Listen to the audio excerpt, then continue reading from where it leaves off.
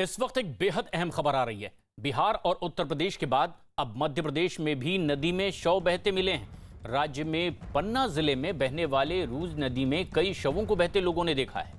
गांव के लोगों का दावा है कि उन्होंने नदी में 6 से ज्यादा शव बहते देखे हैं, लेकिन प्रशासन की तरफ से सिर्फ 2 शवों की पुष्टि अब तक की गई है। नदी में शवों के बहने की इस घटना के बाद से ही इलाके में लोगों को अब डर सता रहा है। दरअसल उन्हें पूरे गांव में अब महामारी के फैल जाने का डर सताने लगा है।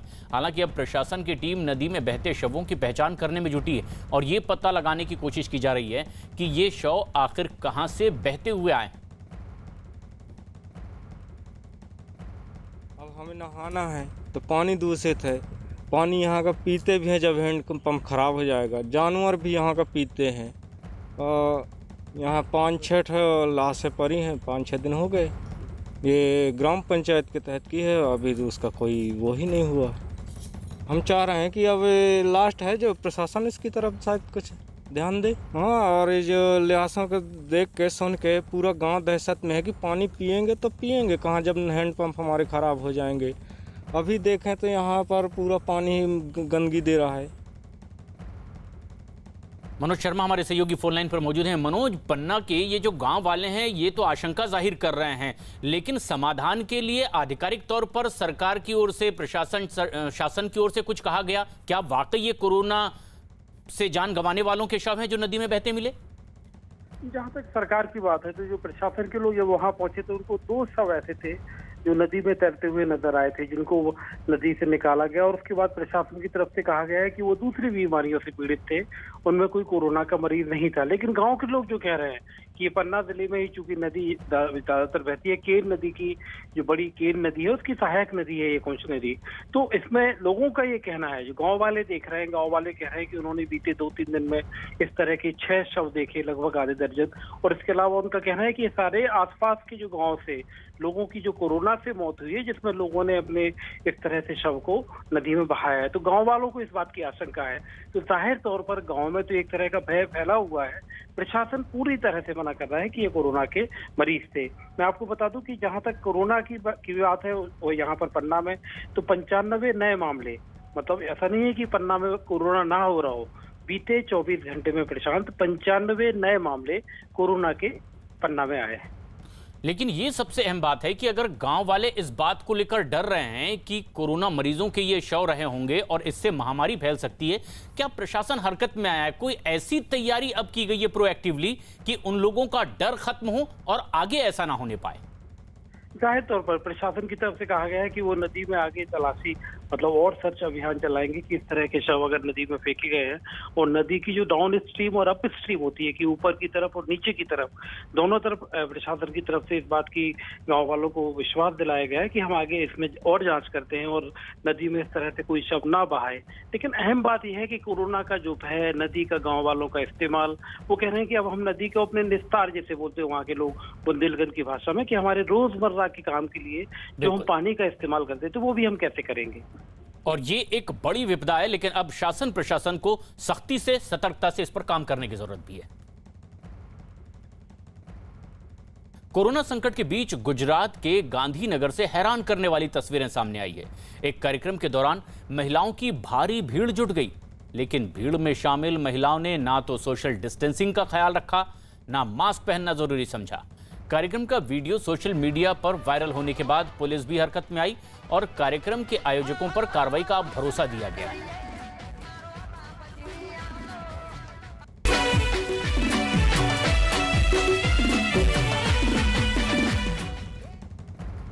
करीब 1 हफ्ता पहले ही गुजरात के साणंद से भी कुछ ऐसी ही तस्वीरें सामने आई थी, जहां पूजा करने के लिए मंदिर पहुंची महिलाओं ने कोरोना नियमों को तार-तार कर दिया। सिर पर मटके लेकर सैकड़ों महिलाएं मंदिर पहुंच गई। अब दूसरी तस्वीर जो आप देख रहे हैं, 5 मई की एक तस्वीर और 11 मई की दूसरी तस्वीर। साणंद में 5 तारीख को एक ऐसा ही कार्यक्रम हुआ था और 11 मई को गांधीनगर की ये तस्वीर, गांधीनगर के पालोडिया की ये तस्वीर है, जहां कार्यक्रम के दौरान महिलाओं की भारी भीड़ जुटी। किसी ने मास्क नहीं पहनना जरूरी समझा है। इन्हें देखकर ऐसा लग रहा है मानो कोरोना इस दुनिया में ही अब नहीं रहा है और खुशी से ये अपना कार्यक्रम करते दिखाई दे रहे हैं। इस बात से बेपरवाह कि ये हरकत बहुत खतरनाक हो सकती है, क्योंकि इस वक्त सबसे ज्यादा जरूरी है हम अपनी जिम्मेदारियों को समझें, अपनी परंपरा और संस्कृति के साथ साथ कोरोना नियमों का भी पालन करें। वैक्सीन और स्वास्थ्य सेवाओं को लेकर केंद्र और राज्य के बीच टकराव बढ़ता ही जा रहा है। पंजाब सरकार लगातार केंद्र पर वैक्सीन और दूसरे स्वास्थ्य उपकरणों की सप्लाई में कमी का आरोप लगाती रही है। इस बीच केंद्र की ओर से पंजाब सरकार को भी चिट्ठी लिखी गई है। 11 अप्रैल को लिखी गई इस चिट्ठी में केंद्र की तरफ से उपलब्ध कराए गए वेंटिलेटर जल्द अस्पतालों में लगवाने को कहा गया है। केंद्रीय स्वास्थ्य मंत्रालय के मुताबिक केंद्र की तरफ से पंजाब को 809 वेंटिलेटर उपलब्ध कराए गए, लेकिन अभी तक सिर्फ 558 वेंटिलेटर ही अस्पतालों में लगाए गए हैं पंजाब में। केंद्रीय स्वास्थ्य मंत्रालय के सचिव राजेश भूषण ने अपनी चिट्ठी में बाकी बचे हुए 251 वेंटिलेटर को तुरंत लगाने के लिए भी कहा है, ताकि कोरोना मरीजों को पंजाब में मदद मिल सके। चिट्ठी के साथ ही यह भी लिखा गया है कि वेंटिलेटर को समय से अस्पताल में न लगाने से कोरोना के खिलाफ लड़ाई कमजोर होगी।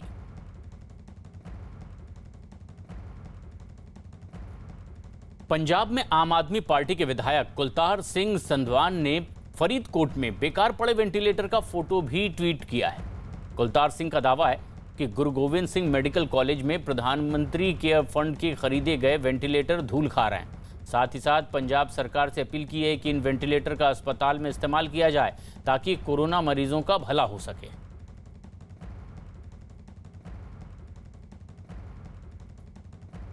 कुलतार सिंह संधवान ने ट्वीट करते हुए लिखा है, पीएम केयर फंड के खरीदे गए ये वेंटिलेटर गुरु गोविंद सिंह मेडिकल कॉलेज में बेकार पड़े हैं।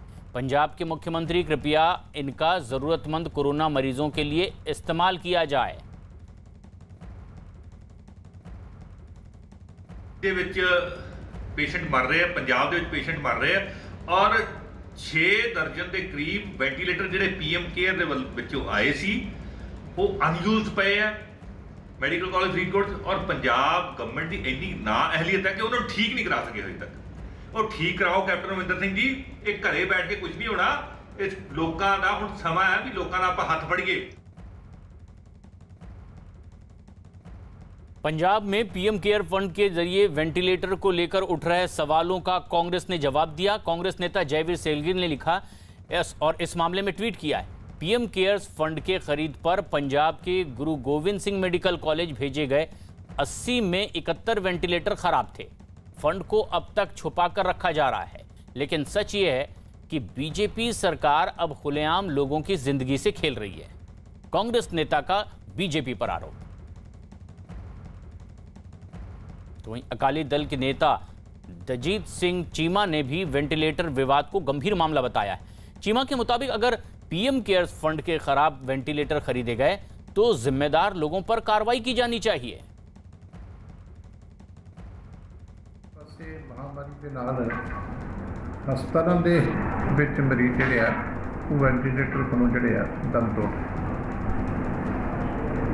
पहला ये खबर लगी सी कि साल हो गया वेंटिलेटर आए पे है कि पंजाब सरकार ने वेंटिलेटर यूज़ नहीं किए।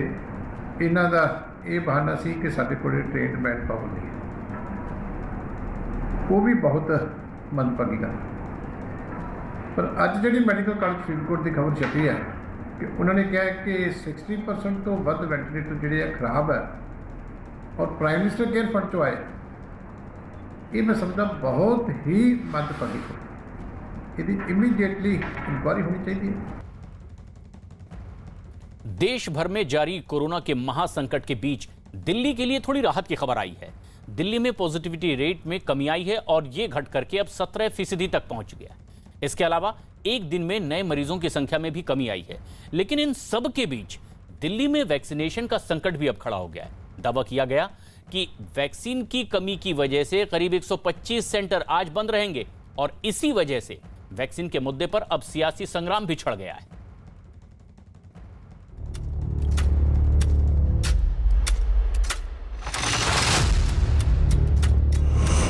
दिल्ली में वैक्सीन की कमी का दावा। कोवैक्सीन का स्टॉक खत्म होने का दावा। वैक्सीन की कमी से 125 सेंटर बंद होने का दावा। वैक्सीन के मुद्दे पर सियासी संग्राम शुरू। पॉजिटिविटी रेट में बड़ी कमी से राहत। जिस वैक्सीनेशन अभियान के भरोसे कोरोना को मात देने की उम्मीद जगी है, देश की राजधानी दिल्ली में उसी पर सियासी संग्राम छिड़ गया है। ऑक्सीजन की कमी को लेकर दिल्ली बीते दिनों जिस तरह की सियासत का गवाह बनी थी, अब वैक्सीन के मुद्दे पर वैसा ही अखाड़ा तैयार होता दिख रहा है। दिल्ली सरकार का दावा है कि उनके पास 18 साल से ज्यादा उम्र के लोगों के लिए कोवैक्सीन का स्टॉक खत्म हो चुका है और 45 साल से ज्यादा के लोगों के लिए भी जो वैक्सीन बची है वो भी 5 दिनों में खत्म हो जाएगी। दावा किया गया कि इसी वजह से 125 सेंटर आज से बंद करने की नौबत आ गई। हमारे पास में जितने भी रिजर्व था, जितना भी स्टॉक आया था वो खत्म हो गया है और हमारे पास इस वक्त कोविशील्ड के जितने सेंटर्स थे वो चल रहे हैं, लेकिन कोवैक्सीन के सेंटर्स हमें बंद करने पड़े हैं। 17 स्कूलों में करीब 100 से ज्यादा सेंटर्स हमको बंद करने पड़े हैं कोवैक्सीन के। मैं फिर से रिक्वेस्ट करूंगा केंद्र सरकार से कि देश में, राष्ट्र में इस समय जो संकट है उसकी गंभीरता को समझें और एक राष्ट्र की सरकार की भूमिका निभाएं। वैक्सीन की समस्या से निपटने के लिए मुख्यमंत्री अरविंद केजरीवाल ने पीएम मोदी को चिट्ठी लिखी और वैक्सीन का फॉर्मूला दूसरी दवा बनाने वाली कंपनियों से साझा करने की मांग कर दी। वैक्सीन बनाने का काम केवल 2 कंपनियां ना करें, कई कंपनियों को वैक्सीन बनाने में लगाया जाए।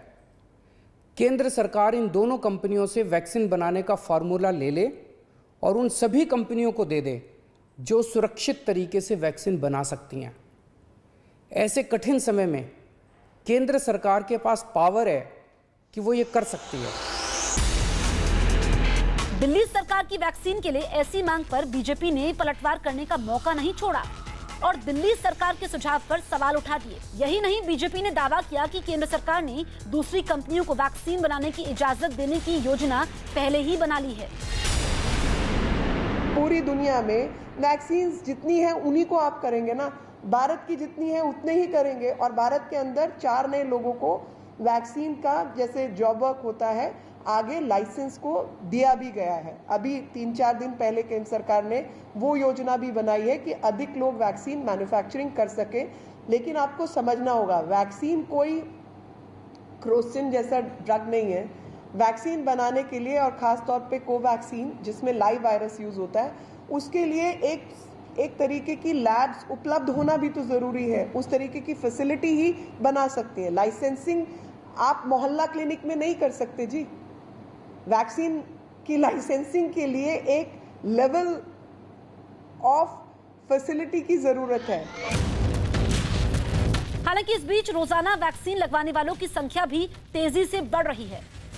आंकड़ों के मुताबिक 24 घंटे में 93,746 लोगों को वैक्सीन की पहली डोज दी गई, जिसके बाद अब तक कुल 31,09,903 को वैक्सीन की पहली डोज मिल चुकी है, जबकि 24 घंटे में 47,217 लोगों को वैक्सीन की दूसरी डोज लगाई गई, जिसके बाद राजधानी में अब तक कुल 9,08,460 लोगों को वैक्सीन की दोनों डोज मिल चुकी है। दिल्ली में वैक्सीन पर सियासत के बीच कोरोना का संकट भी पहाड़ सा खड़ा है। एक दिन में नए मरीजों की संख्या एक बार फिर 12,000 के पार पहुंच गई। हालांकि एक दिन में ठीक होने वाले मरीजों की संख्या 13,583 है, जो कि नए मरीजों की संख्या से ज्यादा है। राजधानी में 24 घंटे में कोरोना से 347 लोगों की मौत भी हुई, जबकि दिल्ली में इलाज करवा रहे कुल मरीजों की संख्या 83,809 है।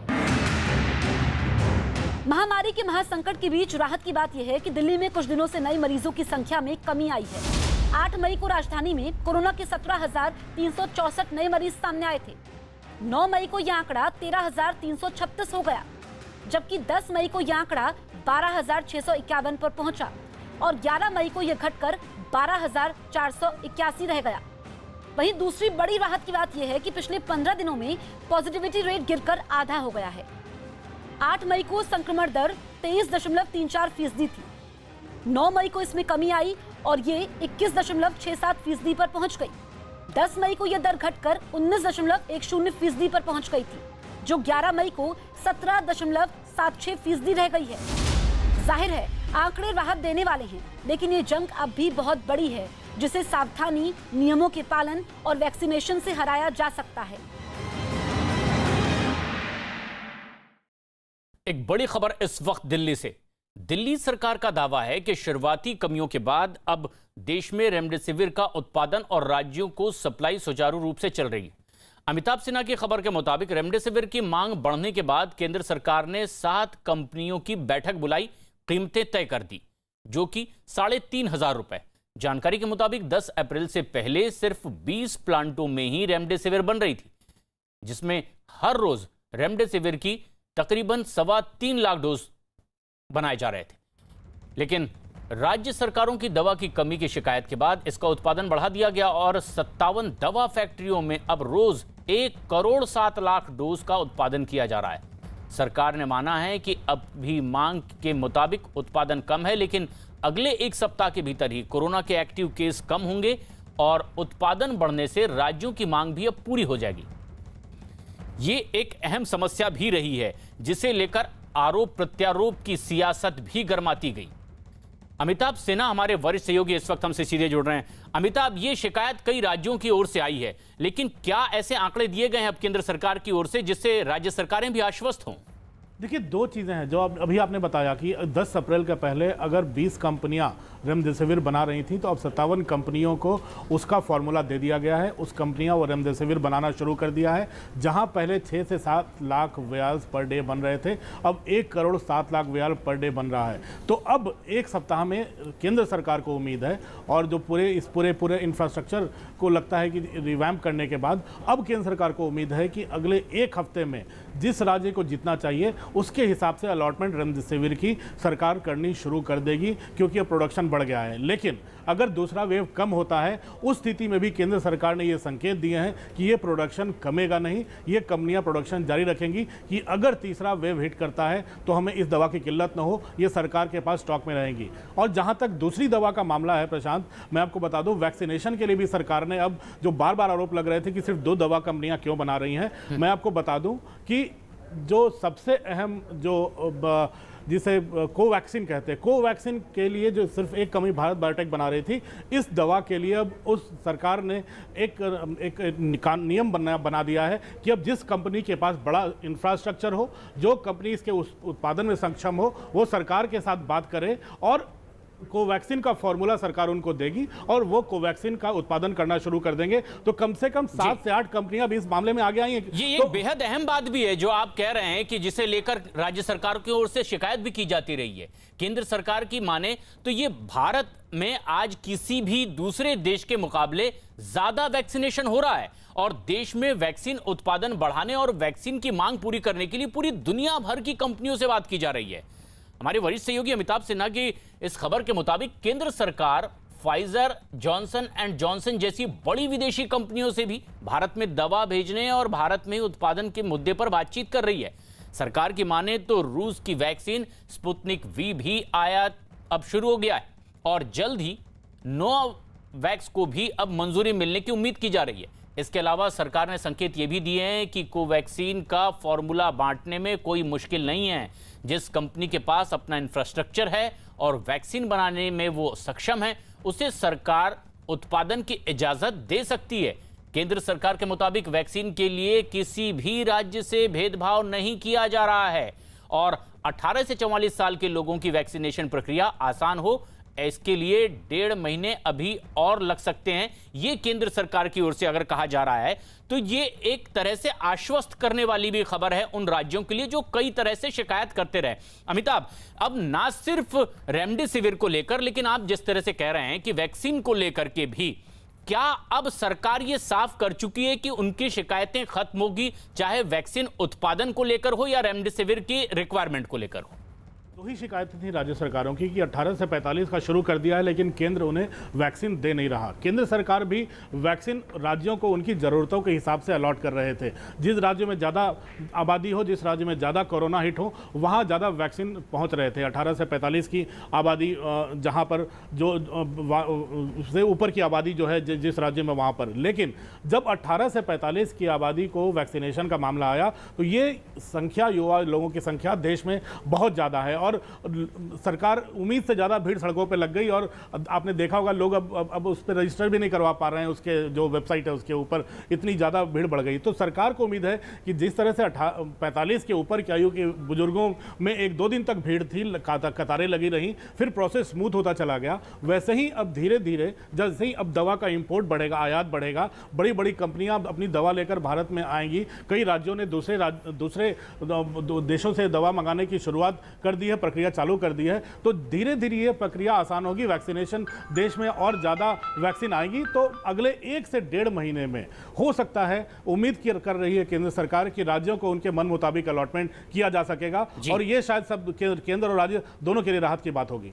और बीजेपी की ओर से प्रेस कॉन्फ्रेंस हुई जिसमें बायो सेफ्टी लेवल 3 की भी बात कही गई है, जिसमें यह बताने की कोशिश है कि दरअसल क्यों हर किसी को इसके राइट्स नहीं दिए जा रहे हैं और उनसे बनवाया जा रहा है। लेकिन क्या अब बहुत जल्द वो समय आ जाए जिसकी जरूरत है कि ये राज्य और केंद्र के बीच तू मैं और आरोप प्रत्यारोप की सियासत थमे, ताकि देश की जनता आश्वस्त हो कि हम सब कुछ भारतवंशी के नाते एक होकर इस कोरोना से जंग लड़ रहे हैं।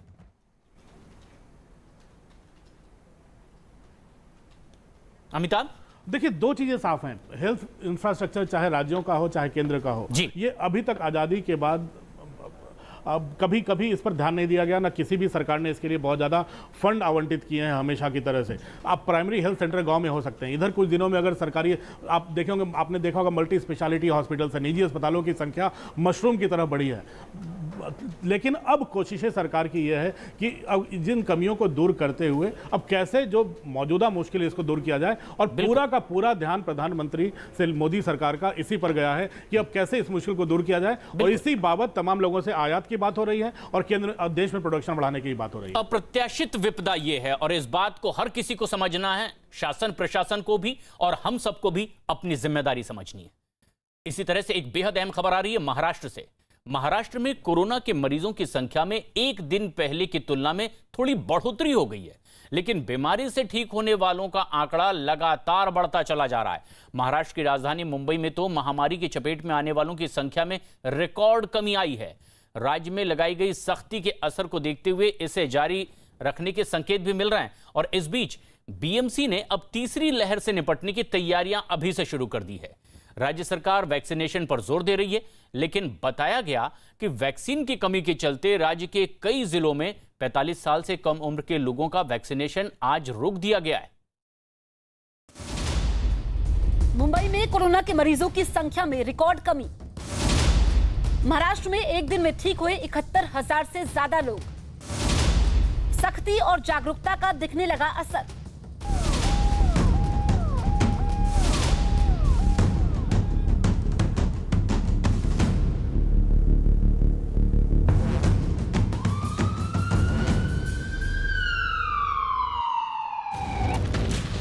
जो महाराष्ट्र कोरोना की वजह से देश की चिंता का सबब बना था, उसी महाराष्ट्र से अब राहत की खबरें आने लगी है। नाइट कर्फ्यू, लॉकडाउन जैसी सख्ती और वैक्सीनेशन अभियान का असर रंग लाया तो कोरोना की हार सामने आने लगी।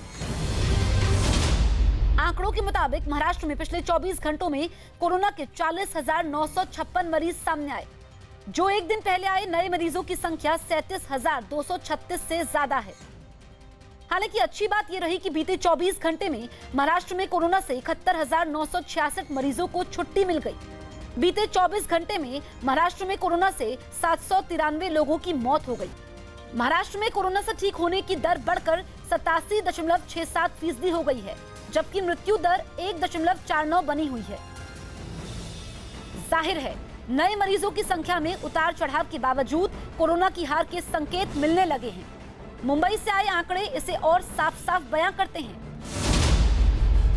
मुंबई के बीते 24 घंटे के आंकड़ों के मुताबिक कोरोना के नए मरीजों की संख्या 1,717 रही, जबकि इस बीच बीमारी की वजह से 51 लोगों की मौत हुई। इससे एक दिन पहले मुंबई में 24 घंटे में 1,782 मरीज मिले थे और इसी समय 74 लोगों की मौत हुई थी। नए मरीजों की संख्या और मौत के आंकड़ों में हो रही गिरावट तसल्ली देने वाली है। इसकी वजह सरकार की तरफ से लगाई गई सख्ती तो है ही, साथ ही जनता की जागरूकता और वैक्सीनेशन अभियान को भी माना जा रहा है। लेकिन अब वैक्सीन की कमी वैक्सीनेशन अभियान के आड़े आ रही है। आरोप है कि महाराष्ट्र में वैक्सीन की जबरदस्त कमी है। दावा किया गया कि इसी वजह से राज्य के कई जिलों में 18 साल से लेकर 44 साल तक के लोगों का वैक्सीनेशन रोक दिया गया। बताया गया कि नागपुर और ठाणे में केवल 45 साल से ज्यादा उम्र वालों को वैक्सीन दी गई। हालांकि वैक्सीन की कमी के दावों के बीच मुंबई में कई जगह 18 साल से ज्यादा उम्र के लोगों को वैक्सीन की पहली खुराक मिली। कई जगहों पर तो सेंटर पर लगे बीएमसी के नोटिस और वैक्सीनेशन अभियान में विरोधाभास साफ नजर आया। जो 18 से 44 आयु वर्ग का वैक्सीनेशन है उसे बंद किया गया है, लेकिन मुंबई में इस वक्त जो सेंटरों पर वैक्सीनेशन चालू है उस पर जो है सिर्फ 18 से 44 आयु वर्ग के लोगों को ही वैक्सीनेट करने का इंस्ट्रक्शन दिया गया है। लेकिन इंस्ट्रक्शन अलग है, क्योंकि जो इंस्ट्रक्शन बीएमसी के द्वारा लिखे गए हैं इस बोर्ड पर, उस पर साफ तौर पर यह लिखा गया है कि 45 साल से ज़्यादा के जो लोग हैं उन्हें सेकेंड डोज जरूरत है, उन्हें कोवैक्सीन का सेकेंड डोज दिया जाएगा फर्स्ट डोज का सर्टिफिकेट दिखाने पर। दूसरी चीज़ जो है हेल्थ लाइन वर्कर्स हैं या फ्रंट लाइन वर्कर्स हैं उनको सेकेंड डोज कोवैक्सीन और कोविशील्ड का दिया जाएगा।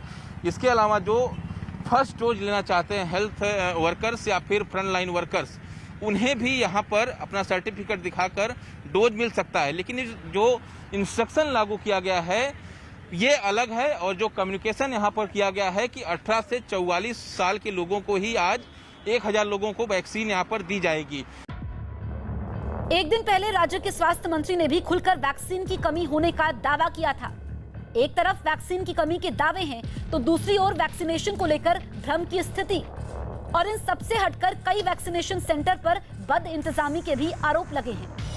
कई जगहों पर तो वैक्सीन लेने के लिए लोगों की भीड़ उमड़ पड़ी। तो मुंबई के मुलुंड में एक ऐसी महिला को वैक्सीन की पहली खुराक लेने का सर्टिफिकेट फोन पर मिल गया जो उसने लगवाए ही नहीं थे। वैक्सीन के लिए खुद को रजिस्टर्ड करवाने के बाद अपनी बारी का इंतजार कर रही 53 साल की आरती वैक्सीन की पहली खुराक मिलने के मैसेज से हैरान है। वही दिन शाम को मुझे आ गया ईमेल से कि आपका वैक्सीनेशन सक्सेसफुली हो गया है, जबकि मैं वहाँ पे गई नहीं हूँ, नहीं मेरा वैक्सीनेशन हुआ है और सर्टिफिकेट भी आ गया। तो हमें तो ऐसे एकदम अचंभा हो गया कि कैसे ऐसे हो सकता है। इन विवादों से हटकर बीएमसी ने कोरोना की तीसरी लहर से निपटने की तैयारी अभी से शुरू कर दी है। जानकारों ने कोरोना की तीसरी लहर में बच्चों पर ज्यादा असर का अंदेशा जाहिर किया है। इसको देखते हुए बीएमसी ने बच्चों के लिए अलग वार्ड बनाने का फैसला किया है। बच्चों के ये वार्ड बीएमसी के 4 बड़े अस्पतालों में बनाए जाएंगे। बताया गया कि अगले हफ्ते से इस पर काम भी शुरू हो जाएगा। पूरे देश में कोरोना ने कोहराम मचा रखा है। ऑक्सीजन से लेकर आईसीयू बेड तक की किल्लत है, लेकिन इस विपदा की घड़ी में भी मुनाफाखोर पैसा कमाने और कालाबाजारी में लगे हुए हैं। ऐसी एक खबर दिल्ली से आई है, जहां पुलिस ने मेडिकल उपकरणों की कालाबाजारी करने के आरोप में 2 लोगों को गिरफ्तार किया। पुलिस ने इन दोनों के पास से कई मेडिकल उपकरण, 10 ऑक्सीजन कंसंट्रेटर और 2000 ऑक्सीमीटर बरामद किए हैं। पुलिस अब इनसे पूछताछ में जुटी है और पता लगा रही है कि इनके साथ इस गोरख धंधे में और कितने लोग जुड़े हुए थे। उत्तर प्रदेश के गोरखपुर में रेमडेसिविर इंजेक्शन की कालाबाजारी करने के आरोप में पुलिस ने निजी नर्सिंग होम में काम करने वाले 2 कर्मचारियों को गिरफ्तार कर लिया है। आरोप है कि दोनों लोग रेमडेसिविर इंजेक्शन को ऊंचे दाम पर बाहर बेचने की फिराक में थे, लेकिन उससे पहले ही पुलिस ने इन्हें रंगे हाथों पकड़ लिया। पुलिस ने इनके पास से 2 इंजेक्शन भी बरामद किए और इनसे पूछताछ की जा रही है।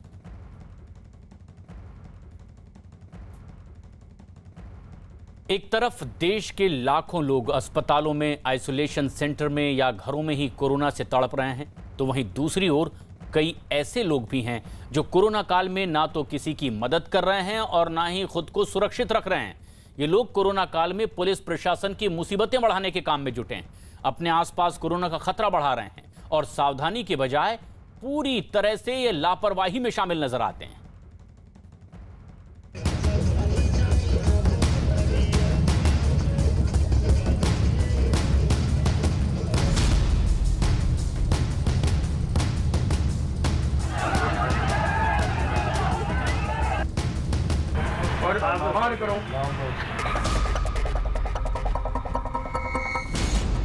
लापरवाही जारी, संकट भारी।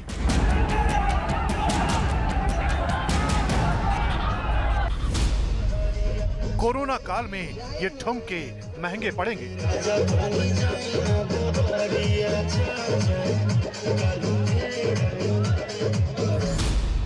ग्राहकों की आवभगत, वायरस को दावत।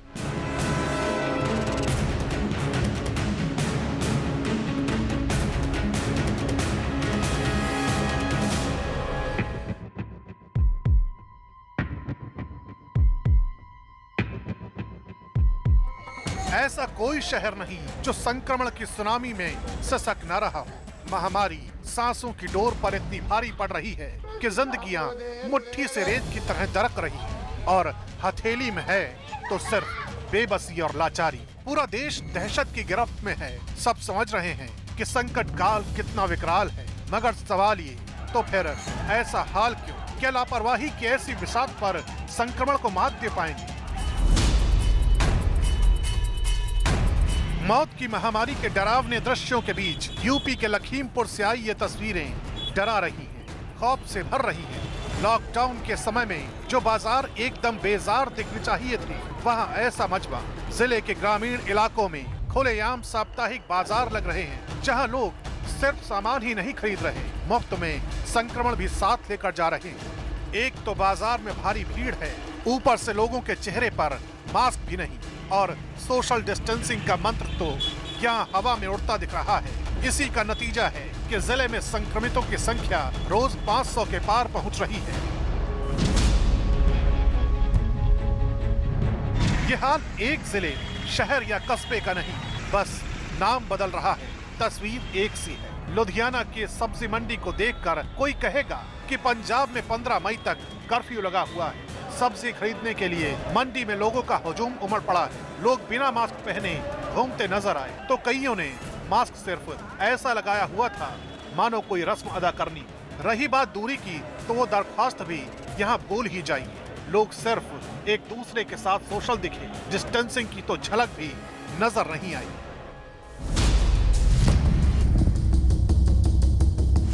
कोरोना से बेखौफ शादियों का कारवां मध्य प्रदेश में भी जोर पकड़े हुए है। दमोह में कलेक्टर ने 7 मई को शादियों पर रोक के आदेश जारी किए थे। जो शादियां पहले से तय थी उन्हें भी कैंसिल कर दिया गया। बावजूद इसके धड़ल्ले से शादियां हो रही हैं। वैवाहिक रस्मों के लिए दूल्हा दुल्हन और रिश्तेदार सड़क पर फर्राटा भरते देखे जा रहे हैं। ऐसे में सवाल ये उठता है कि पुलिस चौराहों पर चेकिंग कर रही है तो फिर ये शादियां हो कैसे रही?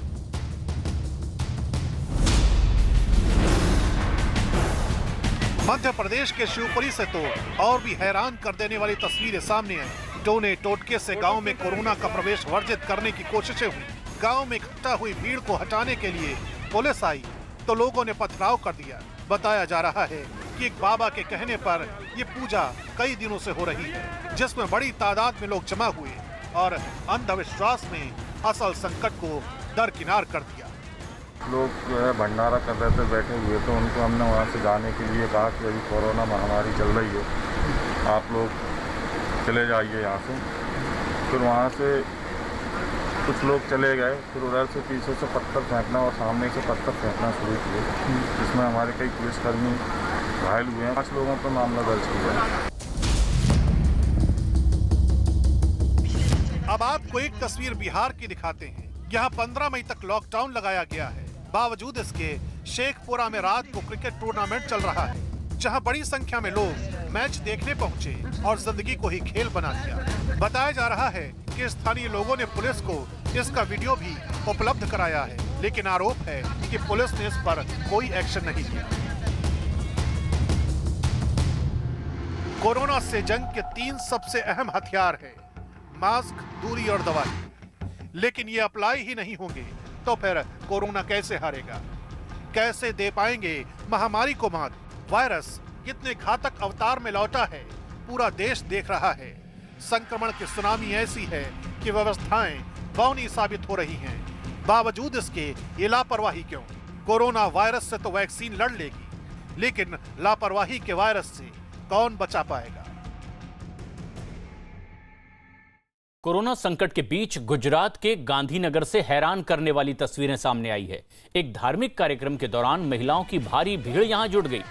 लेकिन भीड़ में शामिल महिलाओं ने ना तो सोशल डिस्टेंसिंग का ख्याल रखा और ना ही मास्क पहनना जरूरी समझा। कार्यक्रम का ये वीडियो सोशल मीडिया पर भी खूब वायरल हुआ और उसके बाद पुलिस हरकत में आई।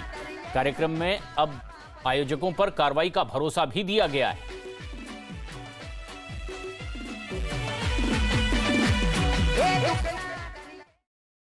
कोरोना महामारी से लड़ने के लिए हर तरफ तैयारियों का जोर है।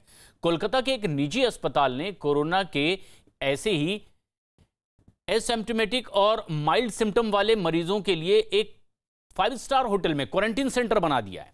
इस होटल में चेक इन करने वाले मरीज को खाने पीने के साथ ही वाईफाई की सुविधा भी दी जाएगी। इतना ही नहीं, यहां होटल के गद्दों के नीचे डोजी प्रो नाम का एक उपकरण भी लगाया गया है। And research and development. We have created a niche out of this scheme where 5% of the provision will be reserved for those industries who will be doing laudable job and we will be startups. This is India's commitment to green growth target. We have already taken lead. Prime Minister declared 450 gigawatts of renewable energy targets for India. World was not believing us immediately because how country like India can create this much renewable energy, but we did it.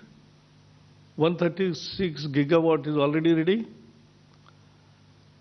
And electrical vehicles are also spreading. We are creating infrastructure for that also. And with battery storage capacities created in industry in India, it will be cheaper also, good quality product also will come, and at the same time, this will boost the consumption of all these items which I mentioned. Corona के इस महामारी के बीच बीमारी से जंग के दौरान सियासी घमासान भी तेज हो गया है। दिल्ली बीजेपी ने दिल्ली सरकार पर गरीबों के साथ धोखाधड़ी का आरोप लगाया। दिल्ली बीजेपी का आरोप है कि दिल्ली सरकार ने गरीबों को मुफ्त राशन देने की घोषणा के बाद अब गरीबों को राशन बेचने की योजना बनाई है। दिल्ली बीजेपी अध्यक्ष आदेश गुप्ता ने आरोप लगाया कि कल दिल्ली सरकार ने लेटर से इस बात को औपचारिक भी कर दिया। इस बात को लेकर दिल्ली बीजेपी के एमएलए और कार्यकर्ताओं ने दिल्ली के मुख्यमंत्री अरविंद केजरीवाल के घर के बाहर प्रदर्शन किया। मुख्यमंत्री अरविंद केजरीवाल के घर के बाहर इस वक्त मौजूद है, जहां पर आप देख रहे हैं तमाम दिल्ली बीजेपी के जो एमएलएज हैं, जो अध्यक्ष हैं, वो इनके घर के बाहर प्लेकार्ड लिए हुए बैठे हुए हैं। आदेश गुप्ता जी से बात करते हैं। सर, किस लिए आप लोगों ने प्लेकार्ड लिए हैं, क्या आप बात करना चाह रहे हैं? आज हम लोग दिल्ली के मुख्यमंत्री आवास पर 72 लाख गरीबों का राशन दिल्ली सरकार मुफ्त में देने की योजना जो प्रधानमंत्री जी ने 24 अप्रैल को घोषणा की थी, उसका अभी तक गरीबों को राशन नहीं मिला। दूसरा, प्रधानमंत्री जी ने जो केंद्र से जो राशन मिला है, उस राशन को गरीबों को तुरंत बांटा जाए। हम इस मांग के लिए यहाँ पर बैठे हैं। हम दिल्ली के मुख्यमंत्री से मांग करते हैं कि जिस 1 महीने के अंदर लॉकडाउन के कारण जो गरीब, जो रोज कमाने खाने वाले हैं, उनको राशन देने में इतनी देरी दिल्ली सरकार क्यों कर रही है? तमाम एमएलएज भी यहाँ पर सारे साथ में मौजूद हैं और ये लिखा गया है कि जो राशन कार्ड धारक हैं, 72 लाख दिल्ली में जिनकी संख्या बताई जाती है, उनको तुरंत मुफ्त राशन मुहैया कराए दिल्ली सरकार, क्योंकि एक ऑर्डर का जिक्र यहाँ पर किया जा रहा है जिसके मुताबिक गेहूं, चावल जो भी राशन की दुकानों में मिलता है, उसके लिए एक न्यूनतम मूल्य जो है वो दिल्ली सरकार की तरफ से तय किया गया है, जिससे उस अनाज को खरीदा जाएगा।